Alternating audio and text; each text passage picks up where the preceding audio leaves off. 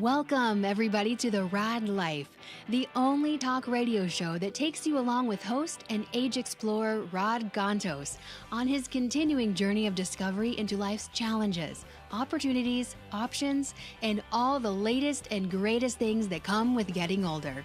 The Raad Life is brought to you this week by Your Home for a Lifetime, a company dedicated to empowering you to stay safely, independently, and comfortably in your own home. And now here is your host, Rod Gantos. Good afternoon, Paul. How are you? Well, I've been better. Yeah, you know, I sometimes we forget. We have so much fun on this show, and Life intercedes. You know, I have said it many times, and I'm going to start with this one, a positive. You know, I feel very blessed. I've been doing this thing for 3.5 years now, almost going on 4, and I'm very blessed to have started this journey with Mr. Paul Roberts here on his very kind of, what was it, Machiavellian? Did you have like ulterior motives when you basically offered up? The way I present usually is like, there was this dude. This dude didn't know any better, so he gave me a chance to have a radio show. And I don't know if he's regretted it since then.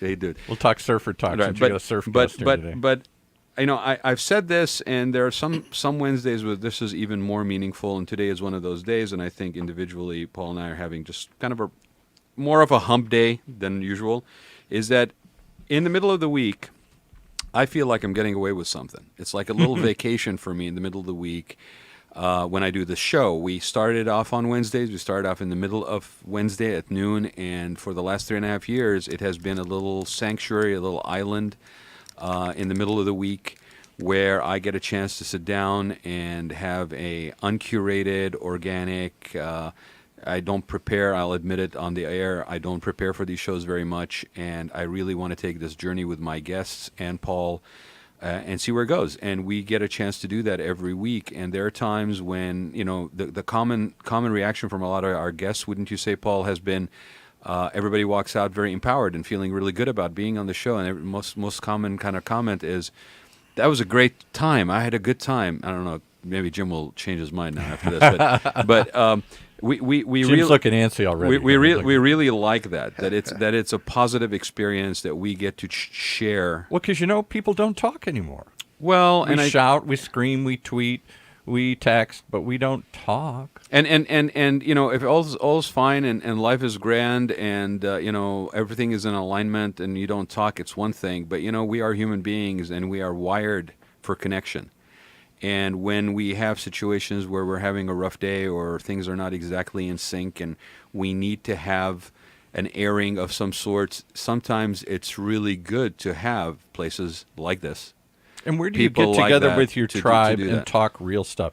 With your buddies, with your family, with your friends. We used to break bread, but we don't do that. We used to go to bar. Maybe some still do. We used to do lots of ways at a church or something. We'd gather and have meaningful conversations where we'd really try and, how are you? And it really wanted to know more than just great. And I want to give a shout out to, I had one of my tribe, if you will, remind me, totally unrelated, remind me of the importance of that just in passing conversation. I want to give a shout out to Mr. Brandon Moody, who's been on the show before. Yeah. Thank you for reminding me of that. The unfiltered is, I think, how you basically put it, ability to communicate with people. No agenda, just really want to get to know you and what's going on in your life and what you're thinking. So with that being said, I do want to also acknowledge that, Paul, sorry to hear about your aunt.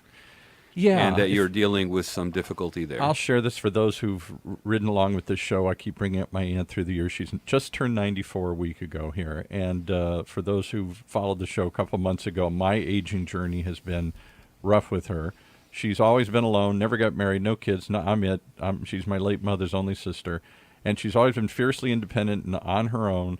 But that finally came to an end a couple months ago, and I had to force her to go into basically a nursing home. And since then, the collapse in her mental state has been shocking. She's lost interest. She's hallucinating. She's lost weight. It's like she's totally given up. She doesn't have to die, but it's like all of a sudden now she wants to die. And so we finally took her in the hospital again. She's been in the hospital a couple times for emergencies over the last couple months. Spent the weekend there, and the doctor said, give up. Quit fighting it. Just let it go.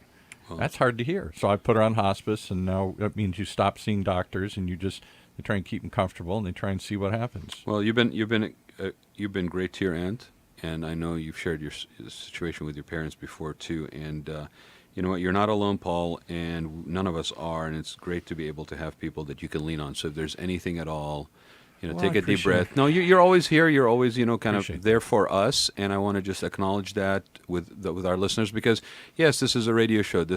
We say this is a journey, right? And we're all on it together. And if you're in the circle, if you're part of the tribe, all joking aside, we have to be there for each other. We are better together than we are apart, and that's something on even the national level, I think we could argue that needs to be something we remember. There's more that unite us than divide us.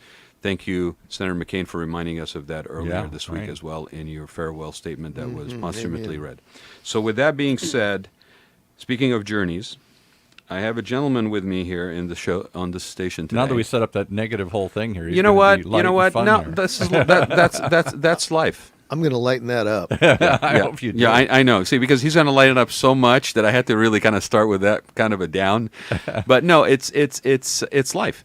And so the gentleman here. Life is what happens while you make other plans. You know what, Paul? I have said that probably about 15 times in the last 48 hours.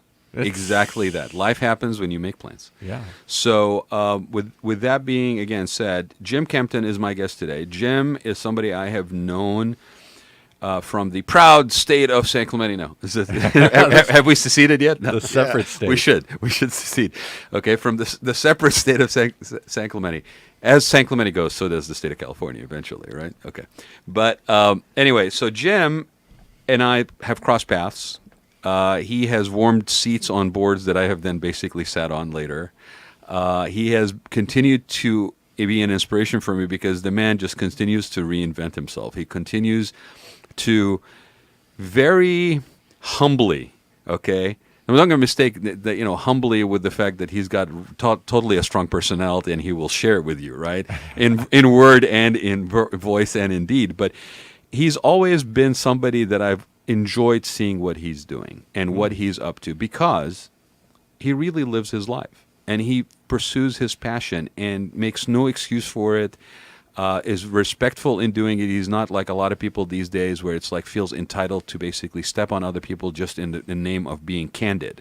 He's never done that, and he has actually shared a lot of his stuff. He travels, he has been all things corporate-wise. He's been a brand strategist. He's been an author. He has been a media icon in surfing industry. He is the president of, is it the Surf Museum? California Surf Museum right now, and he's curated a bunch of exhibits, which we will talk to you about one because we had a discussion about it at lunch, which is going to lead to another show I'm very excited about come September.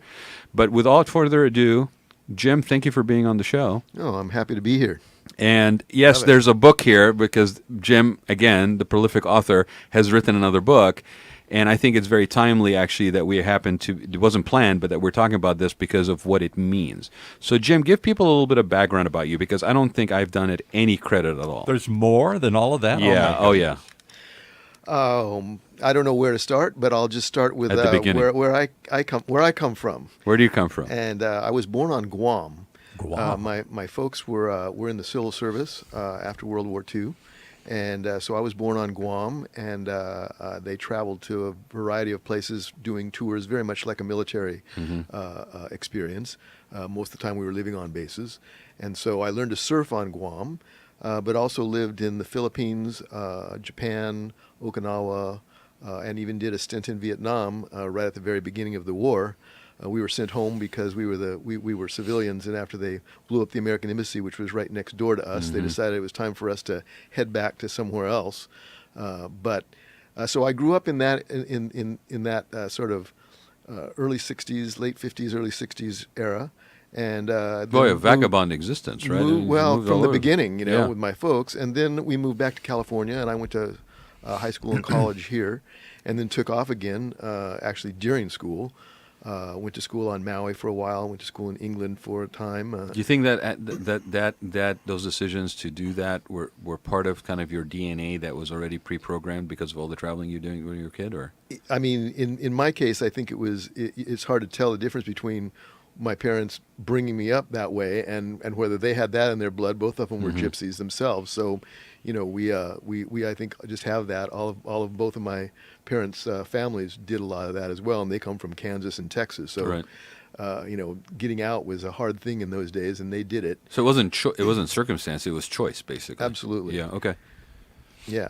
So what school did you go to? So I went to USIU, United States International University. So it had campuses in England and in Hawaii and in Mexico and several places that I went to, and so I got an MBA from the same university. I loved school. I was one of those people that's not like most people tell you how they hate school. Well, I love school. Got to just admit it. I'd go there now if someone asked me what would you like to do for the rest of your life, I'd say could I just go to school? What did you like about it?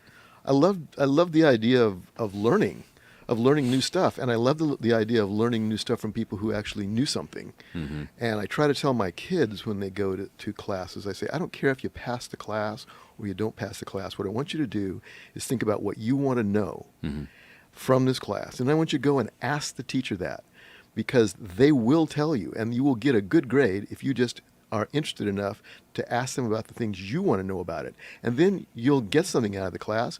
And secondly, what you have to understand is this is the only time in life when really smart people who really know a lot of stuff are going to tell it to you for free. Mm-hmm. Your boss is never going to do that. Mm-hmm. Anybody working with you, they want to hold on to their own cards and what they know. So this is the time when you can get people who know more than probably any of those people ever will for free. That's actually an amazing way of putting it. And what's interesting about that is I don't think we value it that way. No. I think we hold on a second. Sorry, Paul.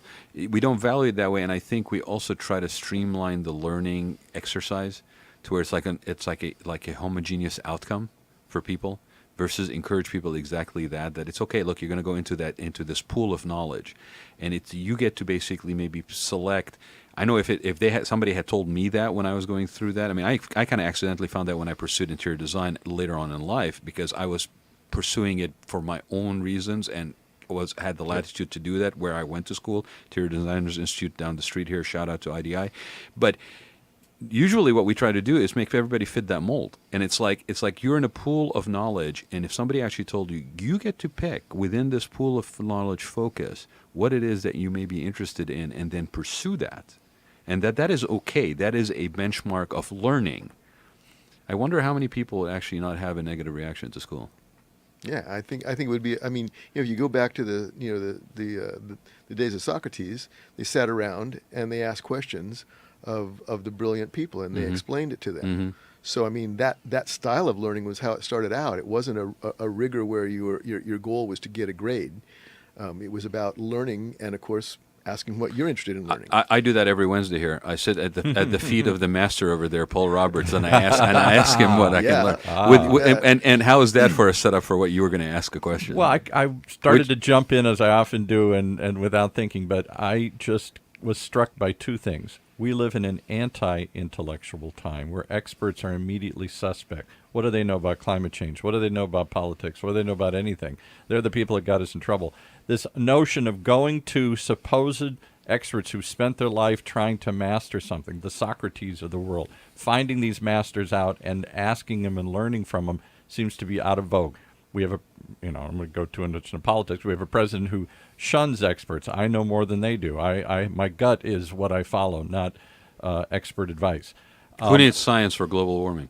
Yeah, who needs science for scientists? Yeah, so take him to the tower, lock him up next to Galileo. We live in an anti-intellectual world where we don't trust people who supposedly seem smarter than we are. We don't want to learn from what do they know, and I think it's a sign of generational thing.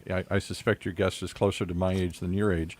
He's talking about you, Jim. And I found that when I was young, I found it thrilling to go meet experts on any field and to get a chance to pick their brain, whether it was science or politics or art or music or celebrity. People who had accomplished something, I still find it fascinating to this day to talk to those people. Well, Most people don't. I think we don't want to. We don't want to learn because it challenges what we hold on to as being truth.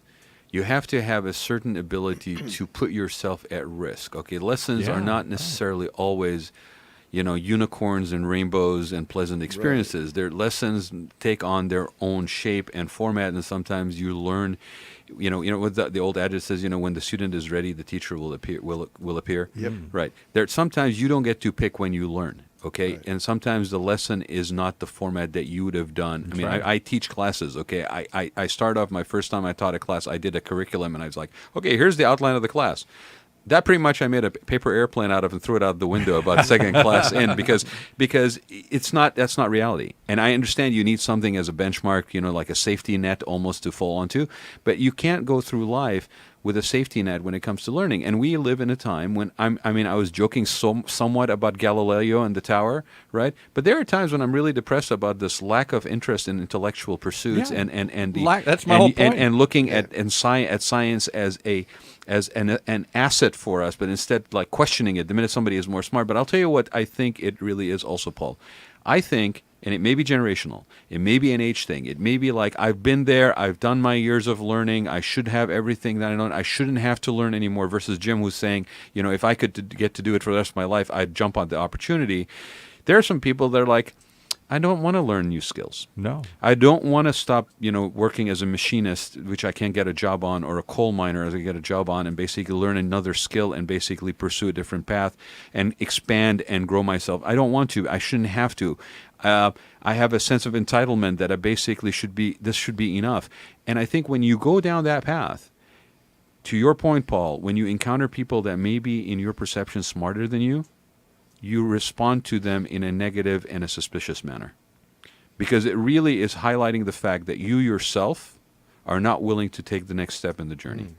And I'll just give you a quick note on what I tell people when they talk about it, because really this idea is about elites that they keep talking about, right? Yeah, right. And I keep thinking, well, let's define what is elite. Like when you say there's an elite corps of military people called SEALs, what does that mean? That means that's the best in the business. Yeah, elite used to be a good word. Yeah. And so I We ask all people, strove to be an elite. right? And when you have a conversation, I use this all the time because it's the people who are resistant to the idea, or who are resistant and don't like elites. I say, so let me ask you something. If you were having a conversation with Tom Brady about football, and he said something and you said something, which one of you do you think would hold more weight?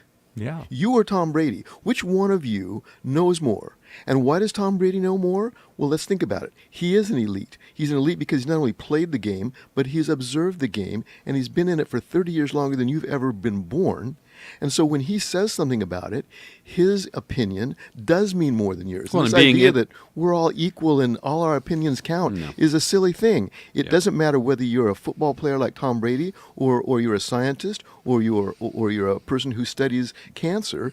You've done your homework. If you're a historian, it's because you've read every letter that Thomas Jefferson ever wrote.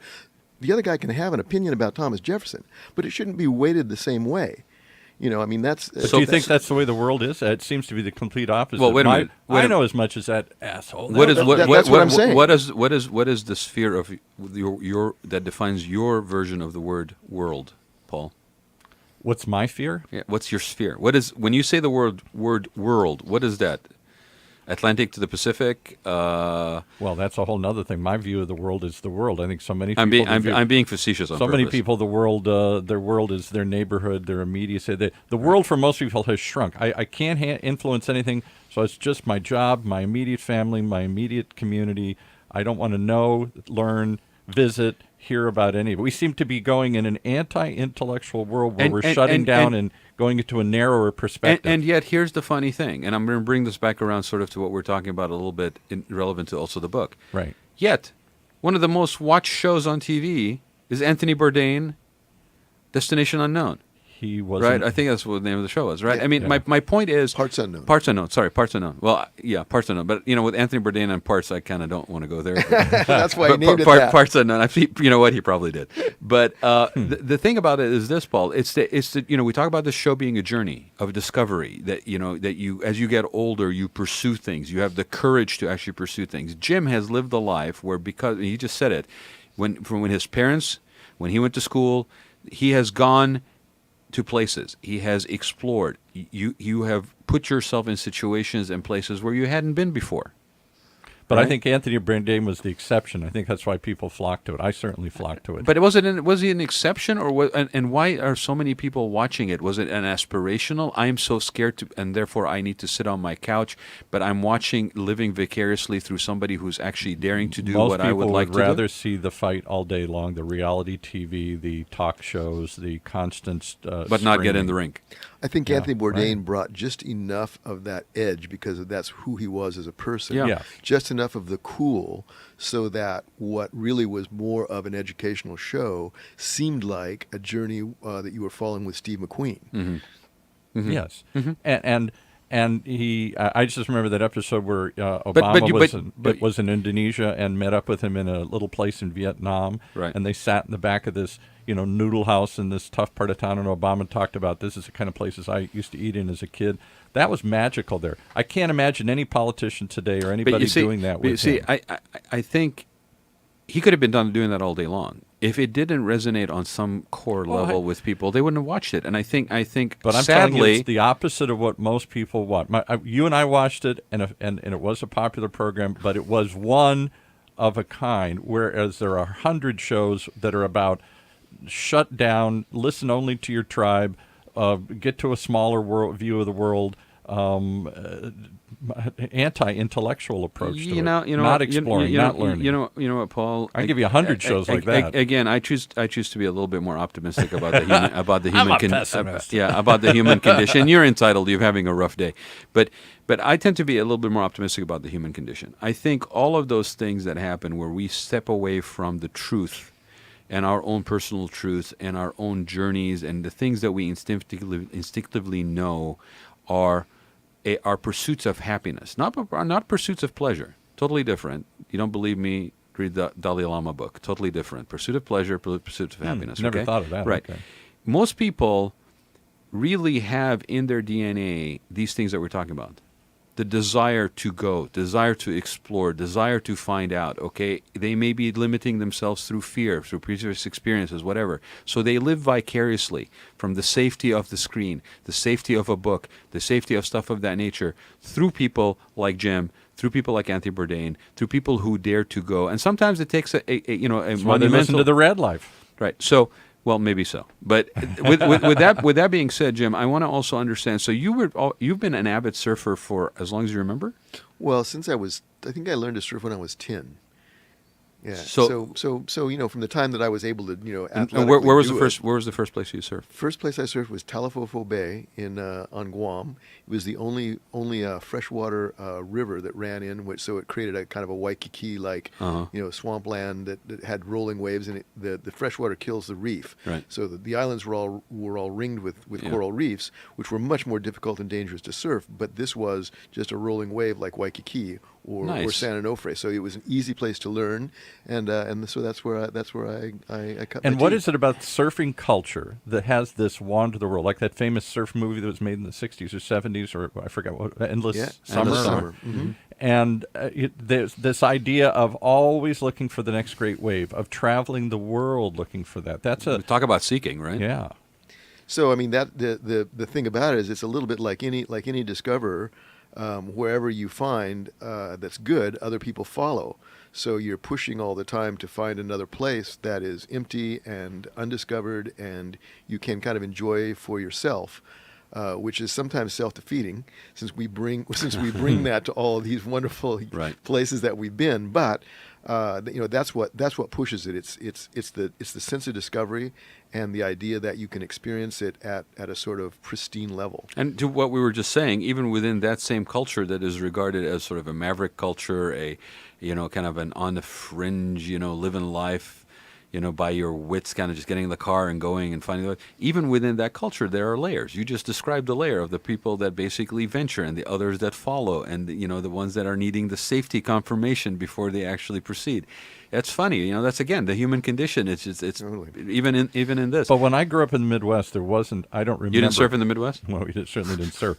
I don't remember. In the quarry in there were Michigan? two conflicting. I'm going to oversimplify, but there were two conflicting ethos drilled into us. One is to conform, be like your parents, do the same thing, follow in their footsteps, same job, same thing, same career, same neighborhood, same everything. To give up that wanderlust and that urge for something different, and to find value in tradition, same as everybody else. Or those who left, like me, couldn't wait to get the hell out, watched the California surf movies, dreamed of other places, and came to California seeking it. There was no in between. You either bought the program and stayed and gave up those dreams and wanderlust, or you left searching for them. And pursued them, yeah. So what happened after college? So after college, I traveled through Europe and through Indonesia and the South Pacific, and one of the things that I'd seen, quick story about it, I was when I was living in England, and I call the story the 50-pound shirt. So, in England in August, right about now, they get a summer for about 3 weeks like we do. And I was walking down the King's Road, and I had on my Aloha shirt that I'd bought for 50 cents at the thrift store. They weren't even making new Aloha shirts at this point. New Hawaiian King's Road is shirt. very much, I'm assuming at the time, was also still very much like a fashion. It was the fashion center of the world Center at of the that world, moment. So I was going back to university, and there was one last train out, and if you didn't get it, you were going to be living in London for the night, and that would cost you a dear penny. So I was rushing down the subway to get to Victoria Station to get my train out, and this guy stopped me. He said, "I'll give you 50 quid for that shirt." That's the 50 pounds, yeah. And I said, well, the look on my face, he said, "I'll give you 50 pounds sterling for that shirt." So now, you got to understand, back in this day was when we had the book by Fromer, Europe on $5 a day. Yeah, right. And the joke among students was, if you were living on $5 a day in Europe, you were new, because you could live on a lot less than that. So, the quick calculation is, 50 pounds is $125 at that time, which would have lasted me, the summer in a nice place in Biarritz surfing. I said, "What do you want this shirt for?" He said, "You're from California, aren't you?" I said, "Yeah." He said, "You're a surfer, aren't you?" I said, "Yeah." He said, "I want that shirt." I said, "Well, listen, here's the deal. I've got to catch my train, and I don't have another shirt." He said, "I'm giving you 50 quid. Well, buy another shirt." I said, "I got to catch the train, or I'll be spending that 50 quid in a hotel in London." He took the 50-pound note out of his wallet, and he held it up to me, and he said, "I want that shirt. Give it to me."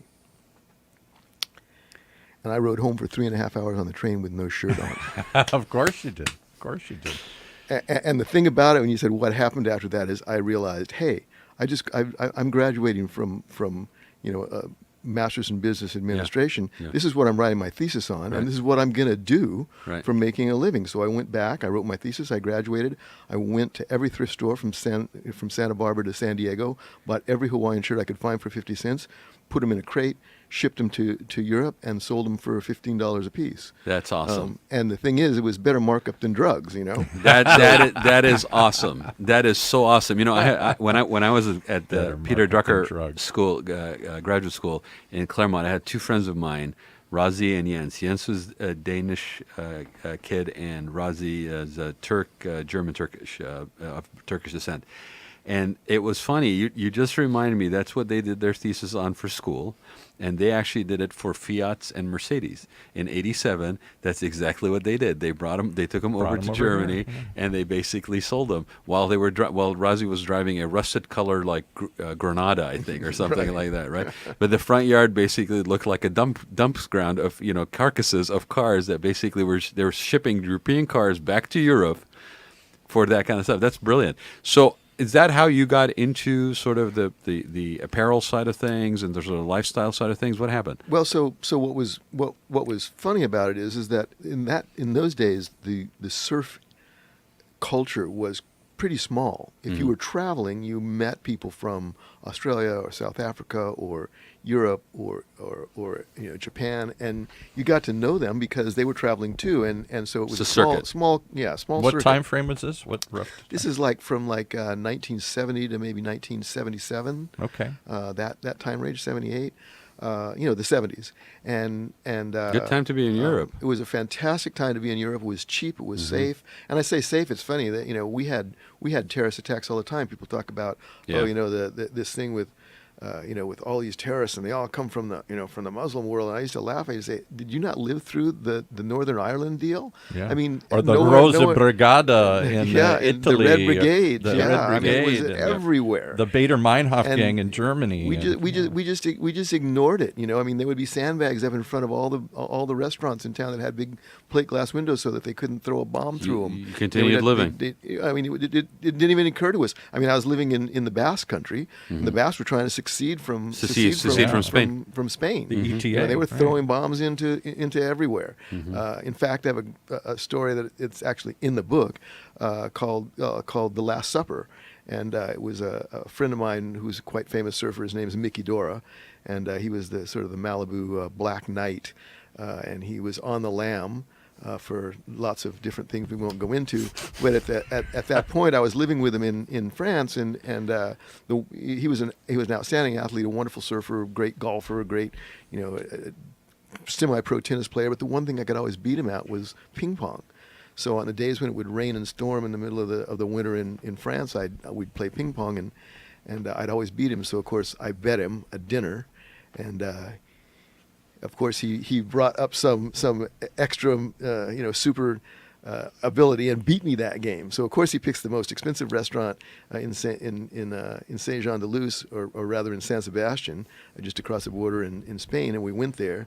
And they gave us what they called the general's table, which is where the general of Franco, well, not Franco, but one of his generals that was fighting the Basque terrorists would eat. And so we had a memorable dinner and wine and everything. And a few days later, Mickey called me in, and he had the newspaper and said, "Check this out." And on the front headlines, it was "General gunned down at the same table. At that table, the very next day, they just pulled up and mowed him. So, I call that story the Last Supper. The Last Supper, because we didn't go back there for a long time. Yeah, either. I wouldn't either. Yeah, wow. So it sounds to me like hand in hand, the traveling, the eating, the experiencing, right? I mean, the question is, okay, have you ever always served? He says from consciously since you were 10, right? Have you always been a foodie?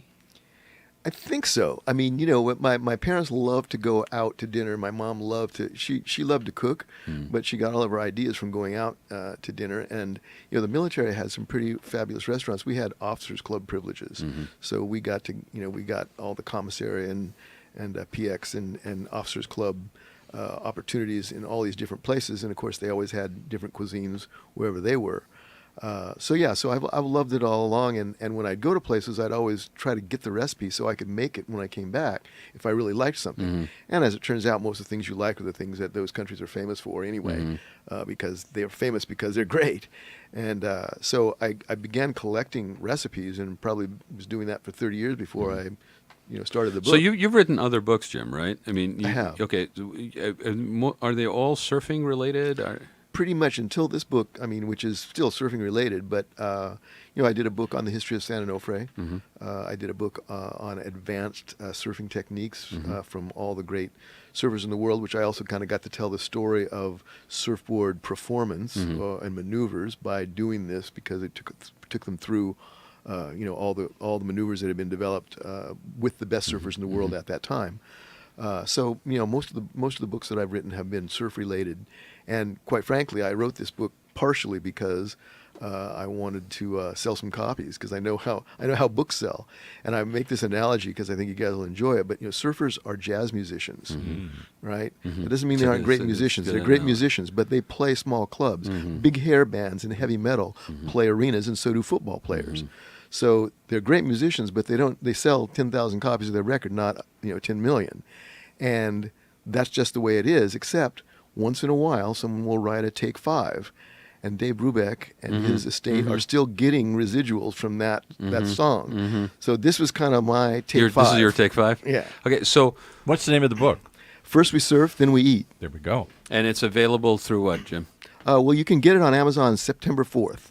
But it's available in Barnes & Noble. It's available in lots of surf shops. I'd say most surf shops. It's available in all the well-known bookstores. So is it currently out at those stores? It's currently out in those stores. You can buy it at Barnes & Noble right now. But it'll be at Amazon. It'll be on Amazon September 4th. if you're And not give close us enough. the tagline for the book. What's it all about? What's the elevator story for the book here? So I guess it's a lifetime of recipes from surfing adventures. Oh, that's like a lifetime and- of recipes from surfing adventures. And What a cool idea. is there a thread? What is the authentic voice of Jim Kempton in this book? How is it structured? So the book is 10 chapters. Each one is a surf region in the world. So Indonesia, Peru, Mexico, California, Hawaii, France, Spain, Basque Country, Central America, Morocco. And then within those chapters, within those regions, I tell little vignettes, little short stories about either adventures I've had or that someone else has had. And what follows is a recipe for each one. So 90 recipes with stories that you can talk about while you're cooking them or just enjoy the read of. So what's your favorite recipe in the book? People ask me that all the time, and I think it might be impossible for me to pick that only because I've got meats and salads and soups and vegetables and desserts, et cetera, et cetera. So it's hard to pick any one thing, but something that I probably cook. There's two things I probably cook more than anything else. One is called poulet basquez, which is all ingredients from France. It's a chicken dish with peppers and onions and a tomato-based sauce that is pretty much a hit with anybody I've ever served it to. And it is lunch, but you didn't bring any. Oh, we ate. The exclusive elites, I see. And the hoi polloi, me, I didn't get to eat. All right. That's right. What's the other one? And the other one is probably pancit noodles, which is basically fried rice but using noodles. And again, it's one of those things that's super easy to cook. Anybody can make spaghetti. If you can use any kind of noodles you want, from buckwheat to pasta noodles, and any thickness doesn't matter. And you cut up a bunch of vegetables and whatever meat you want, stir fry it, dump it into the noodles, mix it all up, and whale away. I love books that are cooking books. In fact, I have some still at my parents' from when I was in design school that I purchased that were like different areas like Mediterranean or whatever, and it was similar in that it basically showcased villages and then But I will admit that I will cook once in a while. I'm not afraid of going into the kitchen. I have been known to do guerrilla cooking all the time with whatever the ingredients are in there. And in fact, some people have asked me whether I've ever taken class, and I've said no. I've just wasted some time in the kitchen. And hopefully nothing got burned in the process. But I know that there's some recipes that are difficult. So how would you rate this from sort of a layman, somebody who's going to take this book? It looks a great coffee table book. It's great in the kitchen. It's a great gift, by the way. I just looked through it. I don't know if you guys saw some of the photos and some of the recipes. Would you rank the book as being on a level of difficulty for cooking as what? So is it a whole range of differences? It is. What I've got is I've got everything from 1 to 10 in terms of difficulty. So there are some recipes in it that are complicated because I wanted to give that to some of the people who are real foodies and who would really love that. And you can't go to a place like Morocco and not want to do the national full-on dish, tagine, right? and exactly. Yeah. So so you've got some that are complicated, but a lot of them, and I say this in the book, is that most of these recipes you can do on a Weber or a grill or with a stick over a fire. Oh, you Californian, you. Stick over a fire. Okay, and then just because I need to ask, do you have pairings in this? I do have some pairings in it, and what I tried to do is set up each chapter so that they have a meat and a salad and a soup and a vegetable and a dessert in each of the chapters. So if you wanted to do like a Moroccan cuisine, you could do all of those, and it would be a full 6-course meal or whatever. Well, what the two recipes that you just mentioned, what would you pair them with as far as drink? So I actually have a lot of cocktails and a lot of drinks in there, but pecan punch is one of the things that I do, which is a very sort of famous Basque brandy with wine mixture that they have with some food. It's sort of like a sangria, but much better. And so that is something that they generally drink with poulet basquez. And then just about anything with gin goes with stuff from Asia, because the English were there. So so you can make up your own drink. The colonial drink of choice. Exactly. Yeah. Well, and the thing about it, gin and tonic, people don't realize that tonic was actually quinine water to keep the malaria out. So India. they figured what the gin didn't kill, the quinine. The quinine water would kill, right? What do they eat in Basque? I say that because we live in an area, one of the few areas that has a big Basque population. Up in Chino, huge Basque population. Yes. And I had a chance to, I used to own a bar and restaurant up in Chino, and I didn't know there were so many Basque sheep herders that had migrated to that area. And there were some Basque restaurants, as well as Bakersfield. There's a bunch of them up there. And I was stunned to see some stuff I never saw before like this. They take a cow tongue and do something to it. They take a cow tongue and they slice it super razor thin. And I'll tell you what, if you don't know what you're eating, you think you're in heaven. It's better than sashimi. And the moment that they tell you what it is, of course, your psychological processes change the perception of it. But my daughter and I took her to one of those when she had a soccer tournament out in Bakersfield, and we ate the whole plate. And it was so good. Of course, I asked the lady, "What was that?" And then, and I was glad we'd eaten the whole thing first, so we didn't have to turn anything back. But no, the main ingredients in Basque cooking in the France and Spain areas is the pepper, the piperard they call it there, that they brought back from the New World. And by the way, the Basques were the ones who actually sailed around the world, both with Columbus and Magellan. Both of them had Basque pilots, and the Basques had been fishing cod, which is their main thing, off of Newfoundland 500 years before Columbus set sail. Never heard that. Yeah. And the Basque pilot knew that if he said, you don't want to go northwest because I've been there and there ain't no India there. But if you go southwest, I'm sure we'll run into India because it's got to be there somewhere.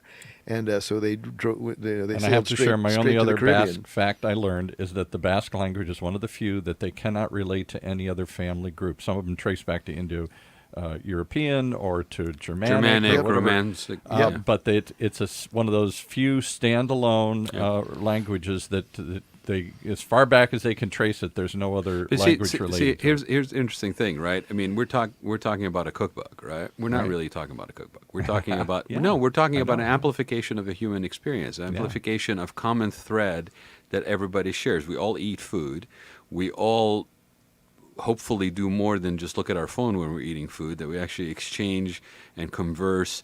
And, if hopefully maybe if there's a surfboard and water, that, maybe there's no Wi-Fi signal in some remote area, and then you actually have to talk to somebody, right?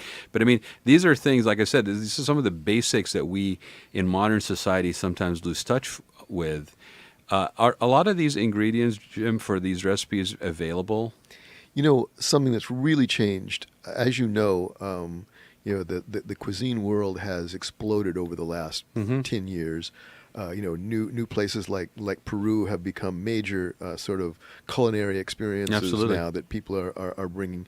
So one of the things that's really changed is even in your supermarket now, when you go to the international section, that section has huge. Has grown tenfold in the last decade, and you see most of these things you can now get in even there, but in any specialty grocery store. Particularly in Southern California. I read an article recently that said Orange County has one of the most diverse ethnic selections in the entire country because of all the immigrants that have come here and all the different groups.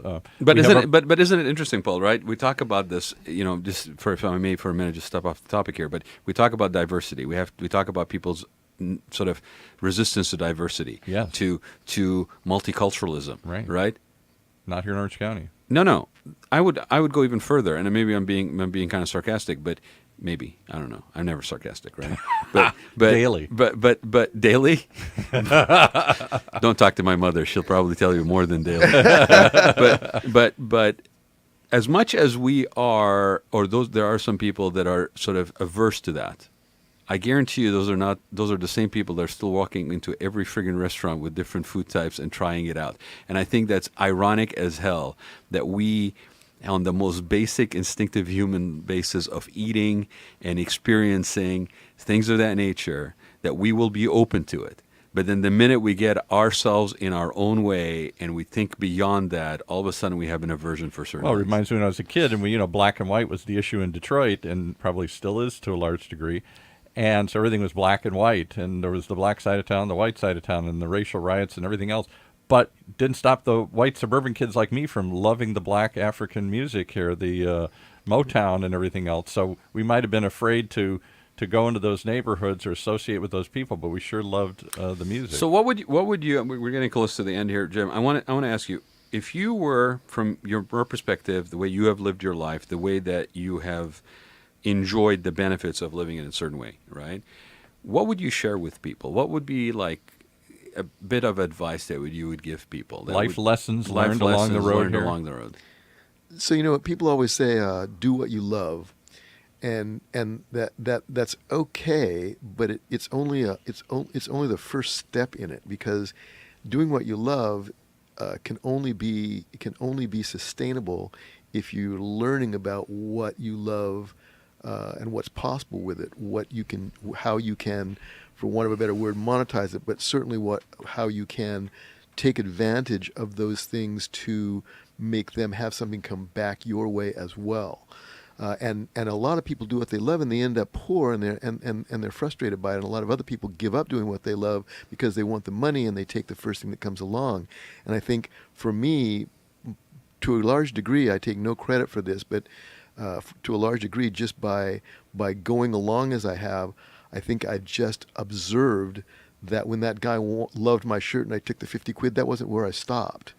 I loved wearing those shirts, but what I learned was lots of other people did too, and if I could bring them something that they loved as well, then I was able to keep doing what I was doing and make a living. So you learned from that experience of being asked to give up your shirt. Absolutely. Right? And so would you say that it's almost like you got to work at